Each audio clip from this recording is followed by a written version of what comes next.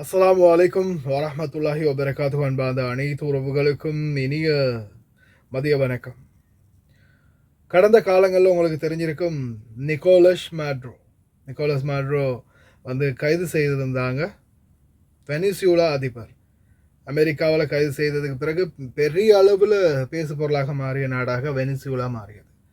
அதற்கு பிறகு தற்போது வெனிசுலா நாட்டில் நடந்த ஒரு துயர சம்பவம் பதிவாகி இருக்குது.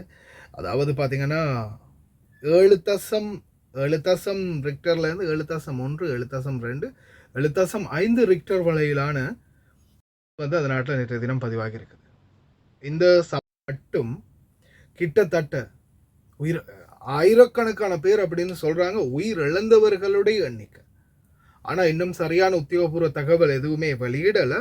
இப்போதைக்கு வரைக்கும் மீட்பு பணிகள் தொடர்ந்து நடைபெற்று வருவதாகவும் தெரிவிச்சிருக்கிறாங்க. பல நாடுகளில் இருந்து, அமெரிக்கா உட்பட பல நாடுகளில் இருந்தும் தங்களுடைய மீட்பு குழுக்களை உடனடியாக அங்கே அனுப்பியிருக்கிறதா தெரிவிச்சிருக்கிறாங்க.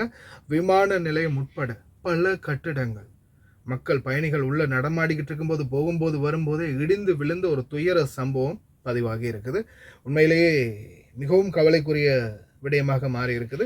2 எர்த்குயிக், அதாவது பார்த்தீங்கன்னா ஒன்று ஒரு பூமி அதிர்வு ஒரு சில நேரத்திலேயே அடுத்த அதிர்வும் வந்திருக்குது. இதனால பார்த்தீங்கன்னா அந்த நாட்டில் அவசர காலச்சட்டம், அதாவது அவசர நிலைமை பிரகடனம் படுத்திருக்கிறாங்க. அதே மாதிரி மீட்பு பணிகளுக்காக இன்னும் பல நாடுகளில் இருந்து மீட்பு பணியாளர்கள் அனுப்பப்பட்டிருக்காங்க அப்படின்ற தகவலும் கிடைச்சிருக்குது. உண்மையிலேயே ரொம்ப மோசமான ஒரு நிலைமையை சந்திச்சிருக்குது வெனிசுலா. மறுபடியும் பிரார்த்தனை பண்ணுவோம், முடிந்த அளவு மீண்டு வரட்டும் அந்த மக்கள், எந்த ஒரு ஆபத்தும் இல்லாமல் அப்படின்னு.